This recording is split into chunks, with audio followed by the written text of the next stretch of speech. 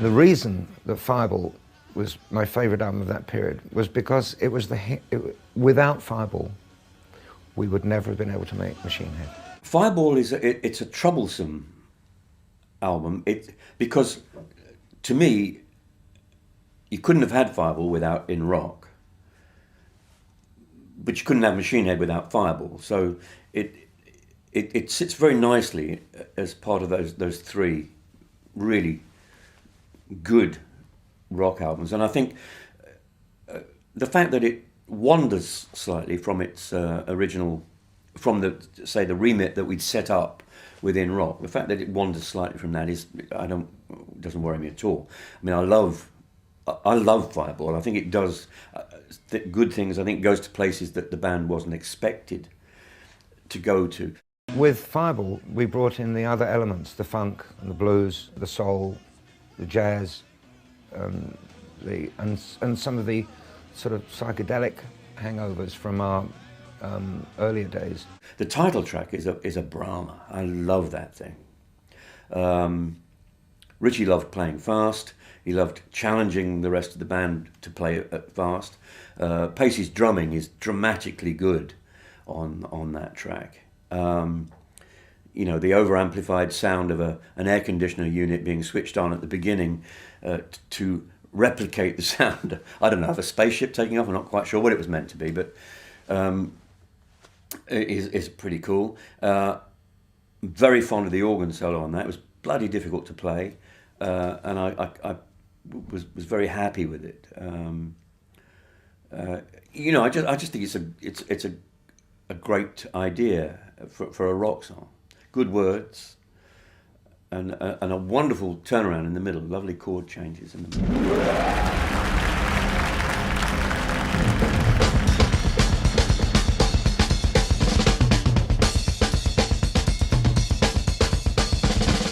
Long way,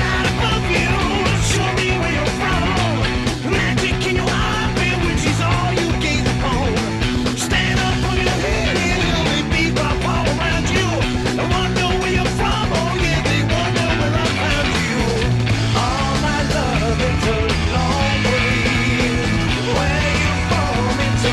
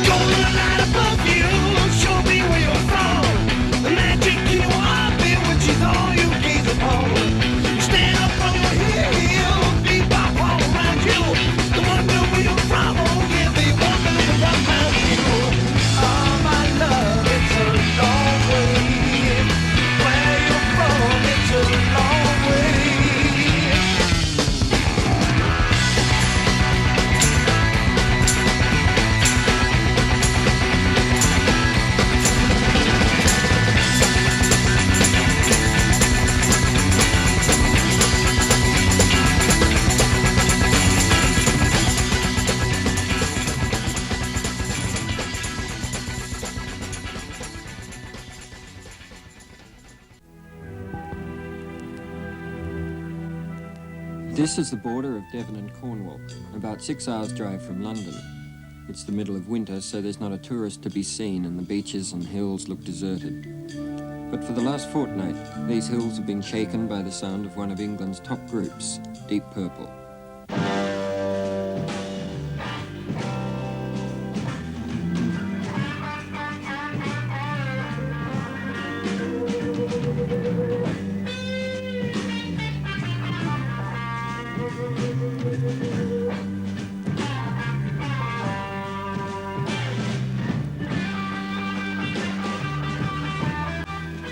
All of a sudden, starving for a few years before that, and we were suddenly in vogue, and everybody had Deep Purple in rock, and we were at number one with the record for about a year, until we replaced it with Fireball, which was interesting.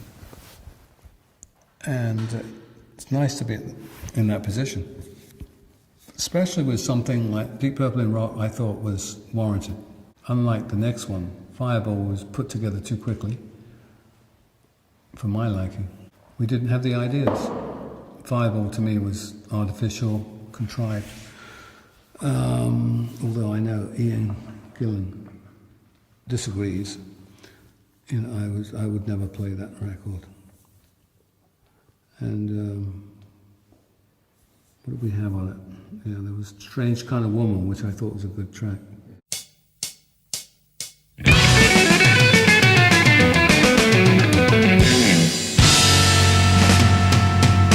There once was a woman, a strange kind of woman, the kind that gets written down in history. Her name was Nancy, her face was nothing fancy. She left a trail of happiness and misery. I loved her, everybody loved her. She loved everyone and gave a good return. I tried to take her, I even tried to break her. She said I ain't for taking, won't you ever learn? I want you, I need you, I gotta be near you. I spent my money as I took my turn. I want you, I need you, I gotta be near you. Ooh, got a strange kind of woman. She looked like a raver, but I could never please her. On Wednesday mornings, boy, you can't go far. I couldn't get her, but things got better. She said, Saturday nights from now on, baby, you're my star. I want you, I need you, I gotta be near you. I spent my money as I took my turn. I want you, I need you, I gotta be near you. Ooh, got a strange kind of woman.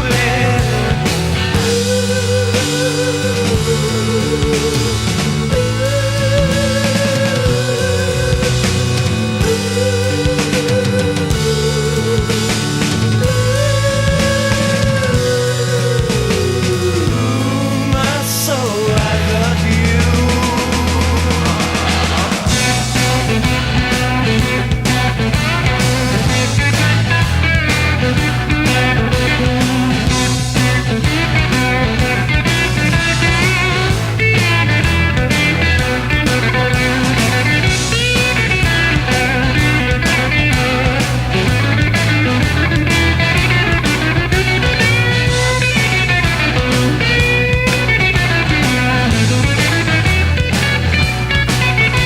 I want you, I need you, I gotta be near you. I spent my money as I took my turn. I want you, I need you, I gotta be near you. Ooh, got a strange kind of woman. She finally said she loved me. I wed her in a hurry. No more calls and I glow with pride. I'm dreaming, I feel like screaming. I want my woman just before she died. I want you, I need you, I gotta be near you. I spent my money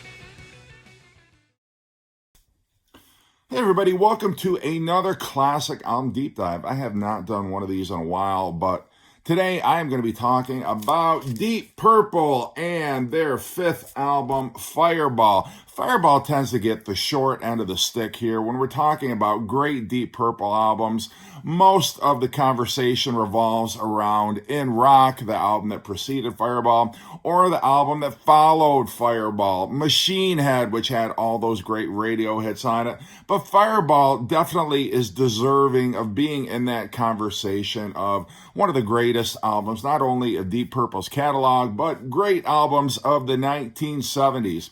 Now, it was released in July 1971 in the US, but not until September in the UK. I am not sure why that is. But they recorded it in between touring commitments from September 1970 through June of 1971. They no longer had the luxury of taking a couple months off to record an album. After In Rock became such a huge success, they were a band very much in demand, and so they had to squeeze in recording dates in between their tours.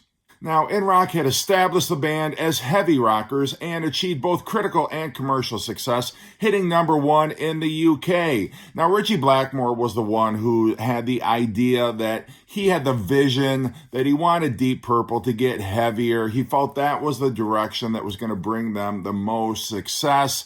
And once In Rock did so well, Ritchie Blackmore's ego became inflated. And Ian Gillan, already having a huge ego, the two of them were butting heads. They were not getting along in the studio or on the road. And so this was not an album recorded without conflict, without acrimony. Ritchie Blackmore has said in interviews he actually considered leaving the band to form a trio with Phil Lynott and Ian Pace, which never came to fruition, luckily, or we never would have had Machine Head. But in addition to the ego clashes, the health of the band members were suffering at this particular time because of all the time that they spent on the road. Each of them, to a certain extent, was experiencing some health issues, not debilitating, but certainly it was not the ideal circumstances under which to be touring.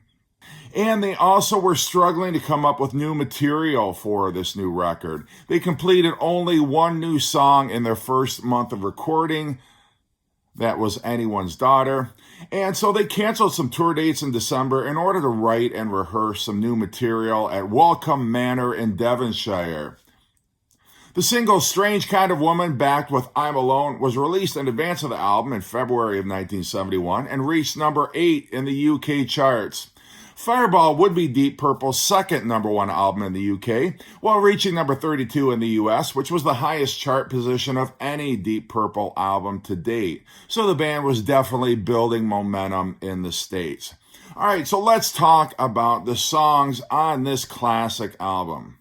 The first track on the album is the title track, Fireball, and the first sound that you hear is an air conditioning unit starting up. They actually recorded that. It was Roger Glover's idea to start the album off with the sound of a machine starting up.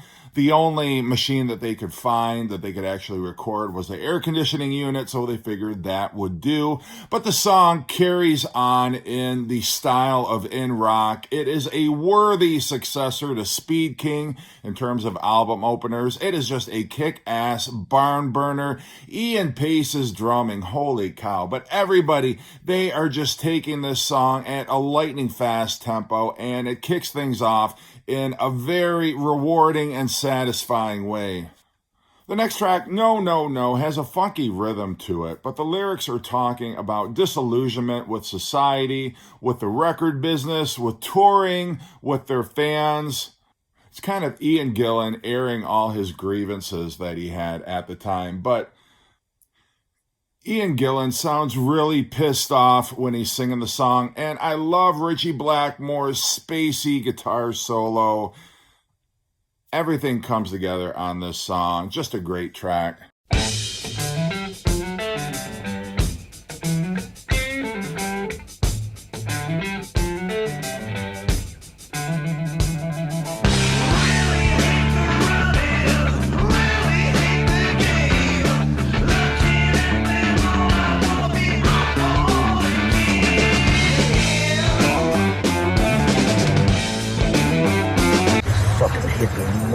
fuckers.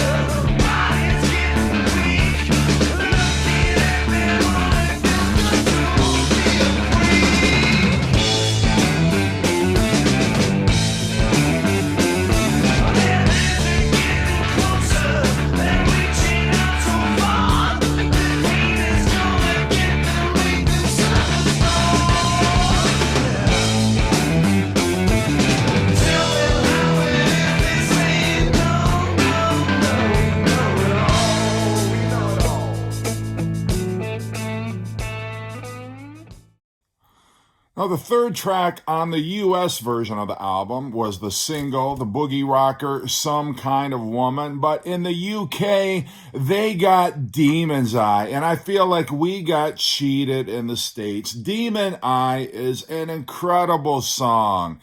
It is one of the poppiest, brightest songs that Deep Purple had recorded to date, with that Hammond organ solo by John Lord. This song just kicks ass. I love how it swings. It swings like Van Halen could swing in the late 70s, early 80s. I'm so jealous in the UK they got this on the record. Even though we got Strange Kind of Woman, I would have preferred Demon's Eye. Butter is a bit of country rock, the last style of music you would expect from Deep Purple, especially after the In Rock album. Pretty funny lyrics from Ian Gillan about the fact that he's this long hair hippie and nobody wants him to date their daughter. Fucking hippies came up here to smoke dope on a dark road, huh? I really like the fact that they were bold enough to include a song like this.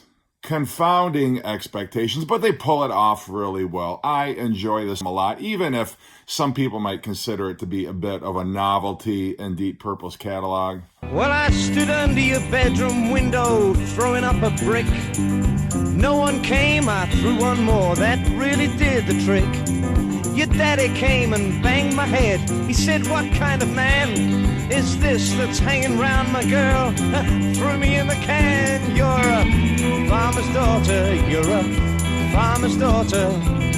Why do I always get the kind of girl I didn't ought to get? I won't get no more eggs and water. Now I've laid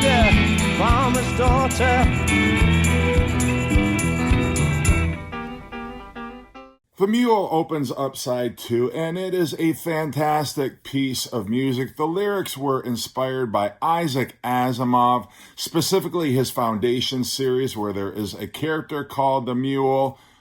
But there's an opening fanfare that lasts about a minute, and then Ian Gillan sings the lyrics before it breaks into an incredible instrumental where Lord and Blackmore take solos. In the live performances, there would always be an extended drum solo by Ian Pace, but it really is an impressive studio workout by Deep Purple. Here we go. It's a thing called the Mule, this one.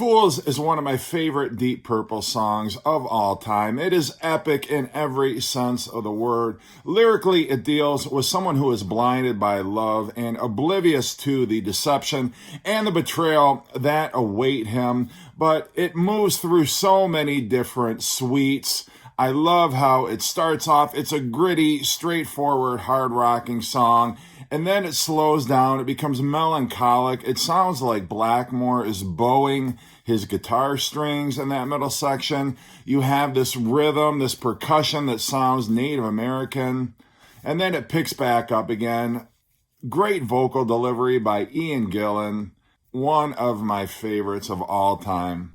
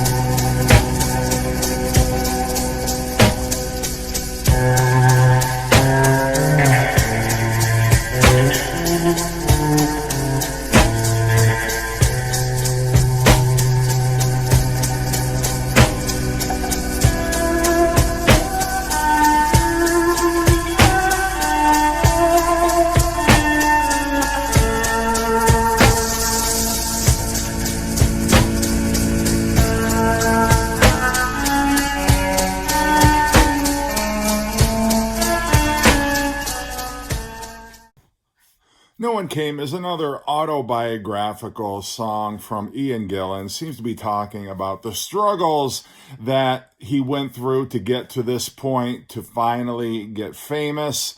No One Came, presumably referring to their first audiences and the fact that their concerts were not very well attended in the beginning. But it's a classic Deep Purple rocker. It's a sound that they would utilize fully on the next album. Great way to close out side one. Maybe